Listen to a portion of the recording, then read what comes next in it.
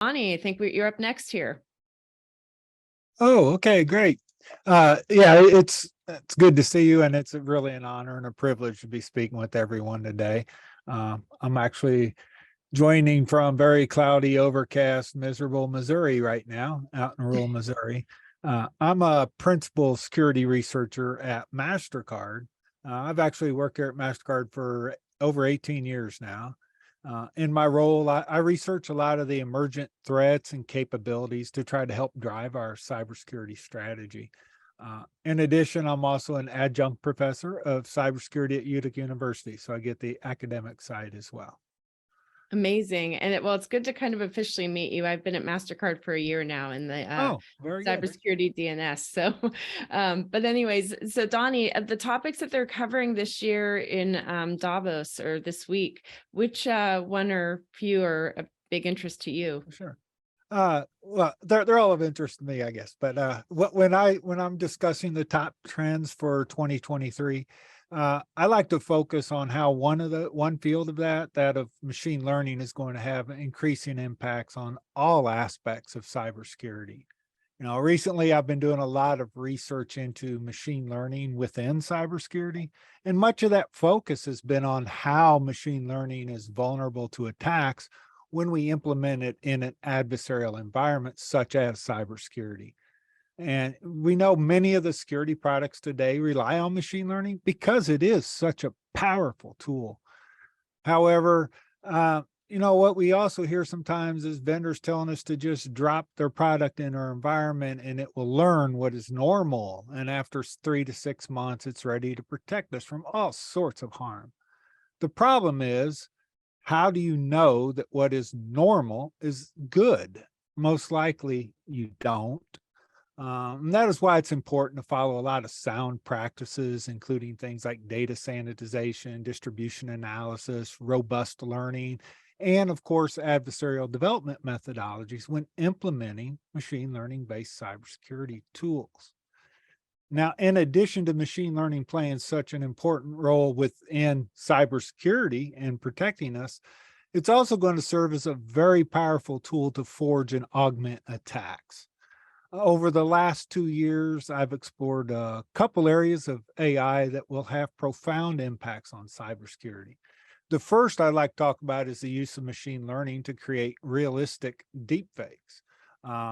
So just imagine some fake footage of a company executive committing fraud, or maybe a politician committing sexual assault just days before an election, or a soldier conducting atrocities on foreign soil.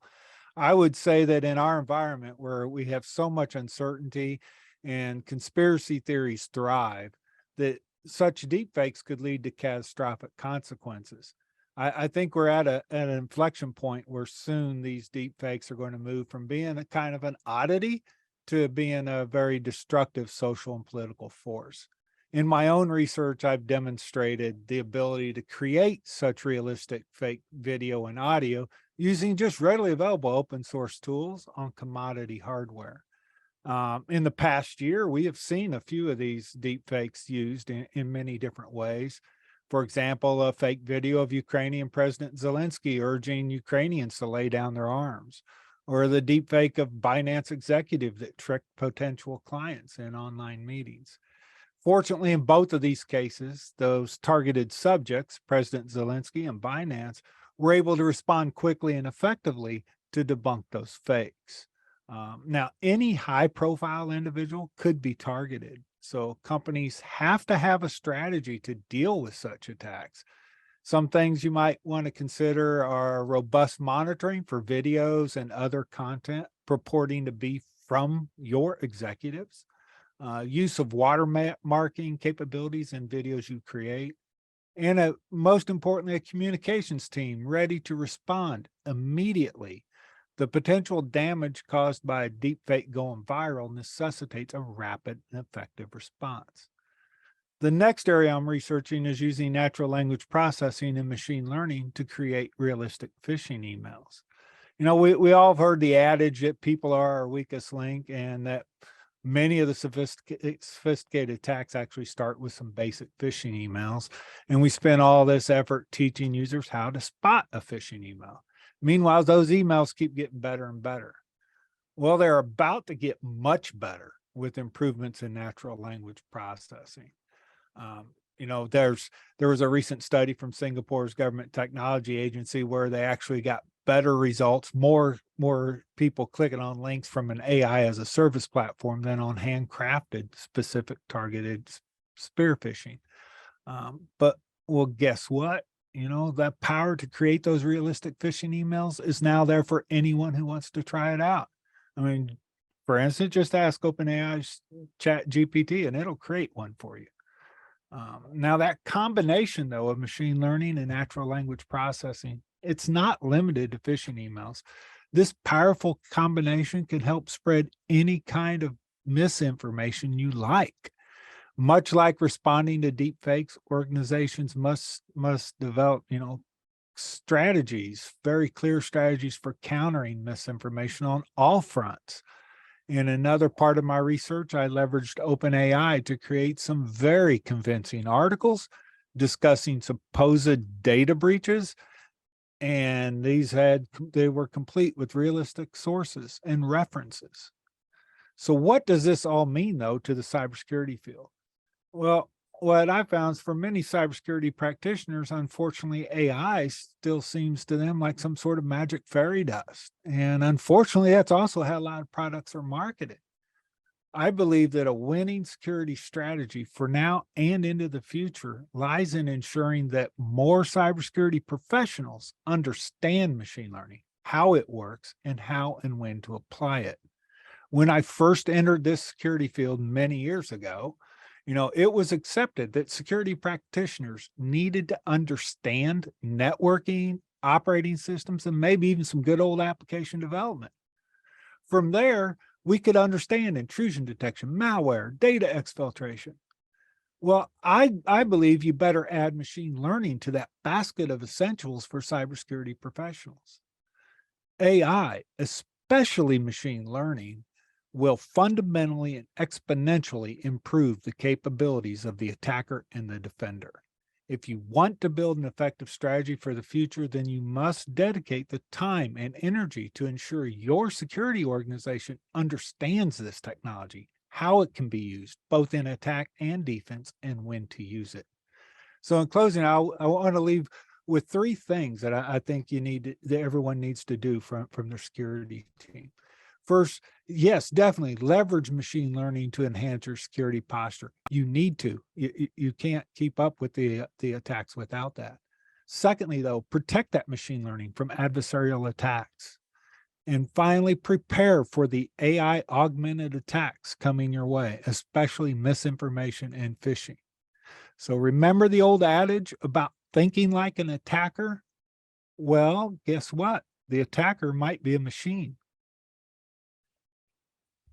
Donnie, thank you so much for your practical and informative views, as well as the great research you've done in those areas. And we're definitely looking forward to seeing more of your research come out this year. All right, thank you. Thank you so much. Thanks for being here with us today. Tejas, can you start off just a couple minutes in terms of where you're calling in from, as well as your background, and who you are, just for those who don't know you? Absolutely. So I'm calling from Dallas, Texas. And my background, I work for Entity Data as a senior director. I manage our global identity access management practice. At the same time, I am also a faculty member at UT Dallas since the last 4 or 5 years, teaching master's students cybersecurity. I'm also on the board of FBI InfraGuard and also mentors to few other college programs. So both as an industry professional for 25 plus years, as well as cyber evangelist in terms of both from a mentorship and faculty point of view. So trying to balance both the worlds. Excellent. Well, Tejas, I'm also in Dallas, so hopefully I'll see you around the area sometime. But so let's see, in terms of the topics that they will be focusing on this week in Davos, which ones are important and close to you? So I would say, since I've been hearing a lot of other speakers talk about ransomware and AI, ML and all. I think I'd like to touch up based on my experience with even being the faculty. I would say one of the other aspects which I'd like to draw light on is a lot of it with all these great leaders talking about it, and all of us experienced people we need to address is primarily also about the awareness and education, because it's like you need to start educating people at a much younger age. It's like how you have kids and you try to tell them to protect themselves. Likewise, you have to teach them to protect themselves in this world, which is only getting bigger and better, and also bigger and worse, if you look at it both ways, because the more the devices which get added, more the new technology makes the advancements, the bad guys figure it out much faster than the good guys. So we need to make sure that people do understand that all these new technologies come with a price, and we need to train our new generation, train our existing generation to make sure they are keeping up with these technological advances. I love that you said awareness and training, because I don't think we can have enough of it, right? Especially with the way the technology is changing and the environment's changing. So thank you so much for sharing that. That's a big topic close to you. In terms of, this year, right? We're still pretty early on. The big and major trends that you see impacting us, and what that you'll be focusing on, what are those that you can share with us?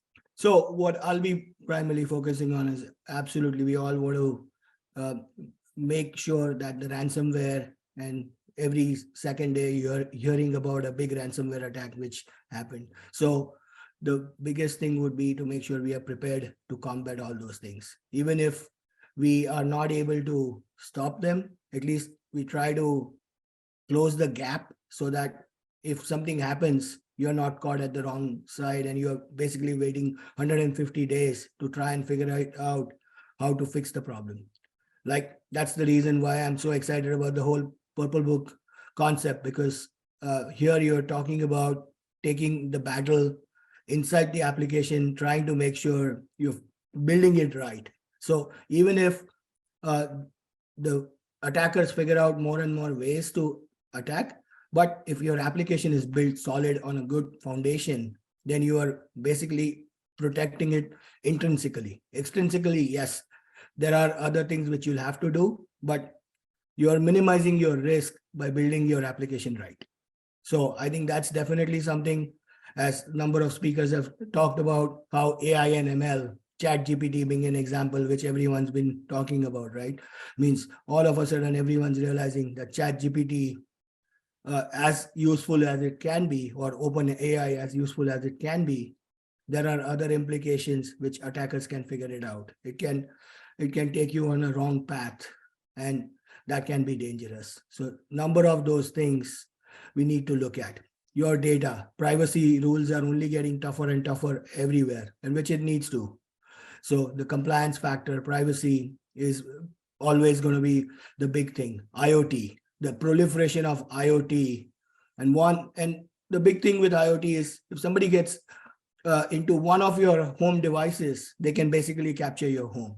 So it's important that people understand, and most of it comes from prevention is better than cure. So you need to put the controls in place so that you are protecting from ground zero as compared to when the things have already happened.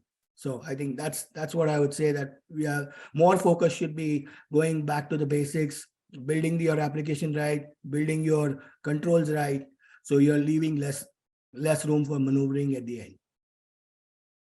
Excellent. And I can see why you've mentioned first the topic of interest for awareness and training, because with everything that you just stated, while it can all be good, it also does pose new implications. So that's why we need so much more of that awareness. So thank you so much, Tejas, for joining us today from Dallas, Texas. And please stay safe out there. And we appreciate you providing your insights and guidance as we look at the year, the next 12 months. Thank you so much.